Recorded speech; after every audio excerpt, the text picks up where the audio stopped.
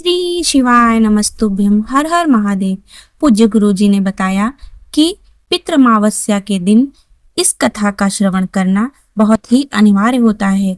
गुरु जी ने बताया कि श्राद्ध पक्ष में यदि यह कथा सुन ली जाती है तो ब्राह्मण अगर घर से भूखा गया है या दूसरी जगह से भोजन करके आया है, दूसरे घर से भोजन करके आया है और हमारे पितृ तृप्त नहीं होते, तो रहु और रहनी की कथा अगर हमारे पितरों को सुनाई जाती है तो हमारे पितृ संतुष्ट होकर आशीर्वाद देते हैं।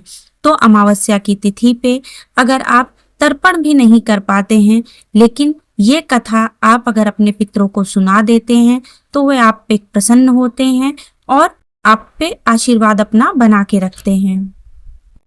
तो आरंभ करते हैं रहु और रहनी की कथा। रहु और रहनी एक गांव में बहन और भाई थे। इन दोनों के माता पिता नहीं थे। रहनी का भी विवाह हो गया था। रहनी अपने ससुराल चली गई थी, लेकिन ससुराल में उनके सास ससुर भी नहीं थे और कुछ ही दिनों के पश्चात उनके पति भी नहीं रहे। लेकिन रहनी शिव भक्त थी, तो वह शिव भक्ति से विमुख नहीं हुई। वह शिव भक्ति में लगी रही, निरंतर शिव जी का जाप करती रही और उनकी पूजा अर्चना करती रही। रहनी अपना जीवन यापन करने के लिए जंगल में जाती, वहां से लकड़ियां काट के लाती, फिर उनको बेचती और अपने बच्चों का पालन पोषण करती।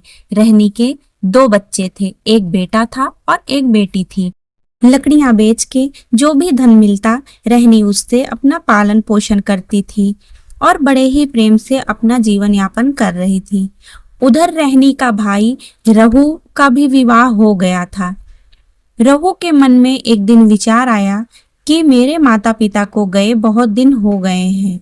तो उसने अपनी पत्नी से कहा कि श्राद्ध पक्ष आ गया है, मैं अपने माता पिता और अपने दादा दादी का पिंड दान करने के लिए प्रयागराज काशी जाऊंगा और तुम यहाँ पे घर पे ब्राह्मणों को भोजन करवाना, ब्राह्मणों को बुलाना और उनको भोजन करवाना और भजन कीर्तन करना। तब रहु की पत्नी ने कहा कि अगर घर पे कोई ब्राह्मण ना आया तो। रहु की पत्नी ने ऐसा इसलिए कहा क्योंकि रहु की पत्नी थोड़ा झगड़ालू प्रवृत्ति की थी। वह अपने आसपास के सभी लोगों से झगड़ा करके रखती थी, इसलिए उसके घर पे कोई नहीं आता था। तब रहु ने बोला कि अगर कोई ब्राह्मण नहीं आएगा तो तुम ऐसा करना, मेरी बहन को बुलाना और उनके दोनों बच्चों को बुलाना। मेरे बच्चों को तुम भोजन करवाओगी तो वो भी ब्राह्मण के बराबर होगा, क्योंकि एक भांजा 100 ब्राह्मणों के बराबर होता है। तो तुम मेरे भांजा भांजी को भोजन कराना। सनातन धर्म की यही रीत है कि अपने भांजा भांजी को भोजन कराओ तो वह 100 ब्राह्मणों के भोजन कराने के बराबर होता है। तो तुम मेरी बहन को बुला लेना। ऐसा कह के रहु प्रयागराज की ओर निकल गया। तब रहु की पत्नी ने अपनी ननद के घर, रहनी के घर संदेशा भिजवाया कि कल तुम्हारे माता पिता का श्राद्ध है, तो तुम आ जाना, लेकिन अपने बच्चों को लेके मत आना। और उधर रहु की पत्नी ने अपनी मायके में भी निमंत्रण भिजवा दिया कि कल मेरे सास ससुर का श्राद्ध है, तो आप सब लोग आ जाना, सब परिवार। दूसरे दिन जब रहनी अपने मायके जाने लगी तो बच्चों ने माँ से बोला कि माँ, हम भी आपके साथ चलेंगे। तब माँ ने बोला, नहीं, तुम्हारी मामी ने सिर्फ मेरा निमंत्रण किया है, तो तुम दोनों यहीं रहो। मैं तुम्हारे नाना नानी के घर जा रही हूँ और उनका श्राद्ध करके जल्द ही वापस आ जाऊंगी।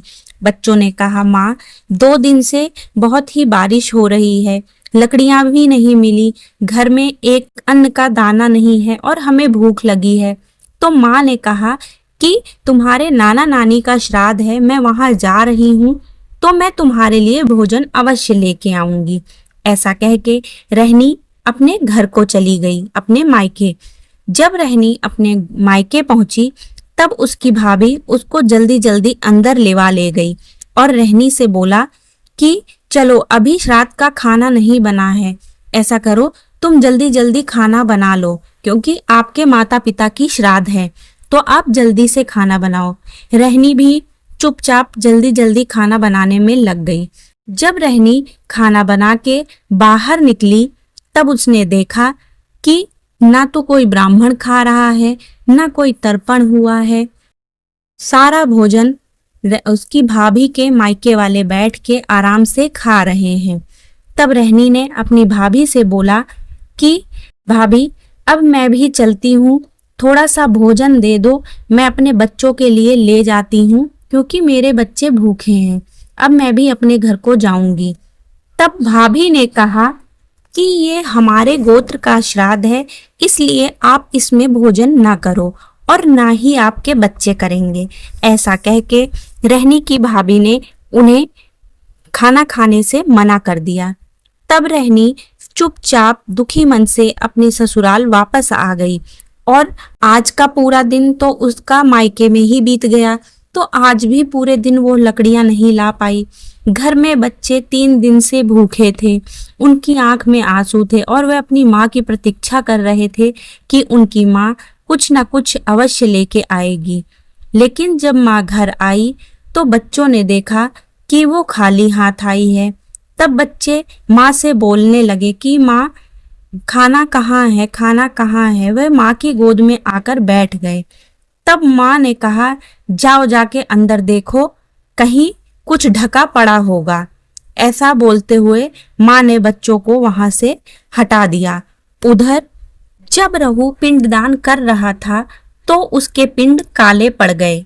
तब रहू ने ब्राह्मण से पूछा कि हे पंडित जी, मेरे ये पिंड काले क्यों हो गए? हमने तो इसमें काली तिल भी नहीं डाली, तो ये पिंड कैसे काले पड़ गए? तब ब्राह्मण देवता ने कहा, जब घर में सब ब्राह्मण भोजन कर रहे हों, सब परिवार के लोग भोजन कर रहे हों और घर के भांजा भांजी अगर भूख से तड़प रहे हों तो ये पिंड काले ही पड़ जाते हैं। हमको लगता है कि आपके भांजा भांजी भूख से बिलख रहे हैं। रहू ने कहा, ऐसा हो ही नहीं सकता। मैं अपनी पत्नी से कह के आया हूँ कि तुम ब्राह्मणों को भोजन कराना या ना कराना, मेरी बहन के बच्चों को बुला के मेरे भांजा भांजी को भोजन अवश्य कराना। तो ब्राह्मण ने कहा, पता नहीं, ये पिंड तो तभी काले पड़ते हैं। जब रहू पिंड दान करके वापस आया तो उसने घर आके अपनी पत्नी से पूछा कि क्या मेरी बहन आई थी? तो उसकी पत्नी ने बोला, हाँ, तुम्हारी बहन आई थी। तो रहू को लगा कि अगर मेरी बहन आई थी तो उसके बच्चे भी आए होंगे। फिर रहू अपनी बहन से मिलने गया। रहू ने अपनी बहन से पूछा, दीदी, जिस दिन मैं पिंडदान करने गया था, क्या उस दिन तेरे बच्चे भूखे थे? तब रहू की बहन रहनी भाई के गले लग के रोने लगी, बोलने लगी, भैया, उस दिन मेरे बच्चे ही नहीं, तेरी बहन भी भूखी थी, जो तेरे दरवाजे से भूखे ही लौट आई थी। तब रहू को बहुत गुस्सा आया और फिर उसने अपनी बहन से कहा, अच्छा, तू चिंता मत कर, अब तू श्राद्ध की तैयारी कर।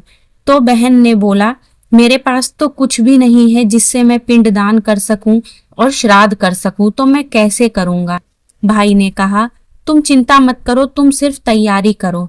भाई अपने घर गया और उसने एक बैलगाड़ी मंगवाई और उस पे ढेर सारा सामान, आटा, चावल, शक्कर, घी, ये सब लदवाया और फिर उसको अपनी बहन के घर भेजने लगा। तब उसकी पत्नी ने पूछा कि ये सब सामान तुम कहाँ भेज रहे हो इतना सारा? तब रहू ने बोला कि ये सब तुम्हारे मायके भेज रहा हूँ। उसके मायके का बता के उसने वो सारी सामग्री अपने बहन के घर पहुंचा दी। बहन को जब वो सारी सामग्री मिल गई तो बहन ने बहुत ही प्रसन्न मन से अमावस्या पे, आखिरी दिन पे, अपने माता पिता का श्राद्ध, अपने सास ससुर का श्राद्ध, सबका श्राद्ध एक साथ किया और ब्राह्मणों को भोजन करवाया। अमावस्या की तिथि पे जब पितरों के देवता आर्यन स्वामी सारे पितरों को वापस ले जाने लगे तो रहू के माता पिता बैठ के रो रहे थे। तो आर्यन स्वामी ने पूछा कि तुम क्यों रो रहे हो? तब उनके माता पिता ने बोला कि मुझे तो पूरे श्राद्ध भर में मेरे बेटे ने कुछ दिया ही नहीं, हमें तो भूखा ही जाना पड़ेगा, इसलिए मुझे अपने बेटे पे बहुत ही गुस्सा आ रहा है। उसने ना मेरे नाम से ब्राह्मण खिलाए, ना भोजन करवाया। तो अब बताओ हम क्या खाएं और उनको क्या आशीर्वाद दें।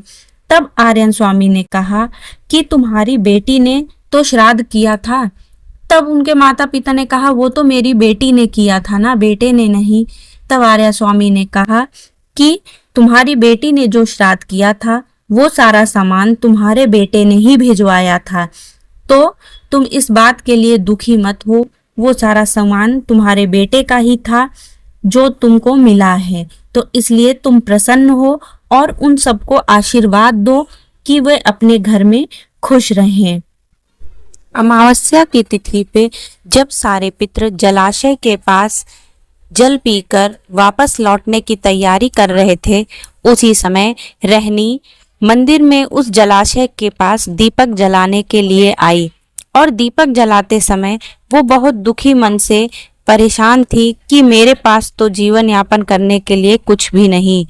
तब उनके माता पिता ने उनको आशीर्वाद दिया और भगवान भोलेनाथ एक साधु का रूप धारण करके रहनी के पास आए और उसे एक मटका दिया और साधु महाराज बोले, हे बेटी, तुझे जब भी किसी भी चीज की जरूरत पड़े तो तू उस चीज के बारे में सोच के और शिव का स्मरण करके इस मटके में जब भी हाथ डालेगी तो तुझे उस चीज की प्राप्ति होगी। यह बोला और बोल करके साधु महाराज ने वह मटका रहनी को दे दिया। रहनी ने सोचा कि मेरे पास तो इन साधु महाराज को देने के लिए कोई दक्षिणा भी नहीं है, क्यों ना मैं इसी मटके से निकाल के उनको दक्षिणा दे दूं। तब रहनी ने शिव जी का नाम लेके उस मटके में हाथ डाला तो उसको 4 सोने की मुद्राएं मिल गईं। तो उन सोने की मुद्राओं को रहनी ने साधु महाराज को दिया और प्रणाम किया। उस दिन से रहनी के सभी दुख दूर हो गए, उसके घर में सुख शांति और समृद्धि होने लगी। इस तरह उनके पितरों ने उनको आशीर्वाद दिया।